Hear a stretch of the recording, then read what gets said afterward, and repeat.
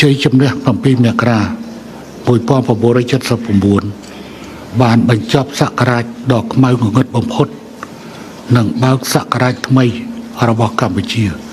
គឺឯករាជ្យសេរីភាពប្រជាធិបតេយ្យនិងវឌ្ឍនភាពសង្គមដោយបានសងគ្រោះអាយុជីវិតប្រជាពលរដ្ឋរាប់លានអ្នកពីគ្រោះមហន្តរាយពីគ្រោះមរណៈតែនាំមកវិញនៅសិទ្ធិសេរីភាពគ្រប់យ៉ាងដែលបានបាត់បង់ទាំងស្រុងក្នុងរបបអាវខ្មៅជាពិសេសសិទ្ធិនៃការរស់រានមានជីវិតបានធ្វើឲ្យរាល់តម្លៃខាងស្មារតីនិងសម្ភារៈ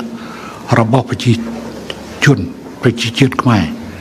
ត្រូវបានកសាងពូនជ្រុំនៅក្នុងប្រវត្តិសាស្ត្ររាប់ពាន់ឆ្នាំមកហើយរបស់ខ្លួននោះរស់ឡើងវិញឈរលើមេគានេះយើងបានបញ្ចប់សង្គ្រាមដ៏រ៉ាំរ៉ៃដែលនាំមកនៅសន្តិភាពនិងឯកភាពជាតិពេញលេញនិងឯកភាពទឹកដីទាំងស្រុងចាត់តាំងពីឆ្នាំ1998មកដោយមានយុទ្ធសាស្ត្រ defeat ជាយុទ្ធសាស្ត្រមួយក្នុងចំណោមយុទ្ធសាស្ត្រដទៃទៀតដើម្បីឈានទៅរំលាយអង្គការចាត់តាំងនយោបាយនិងយោធា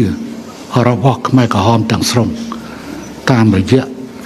នៃការអនុវត្តដោយជោគជ័យនៃនយោបាយឈ្នះ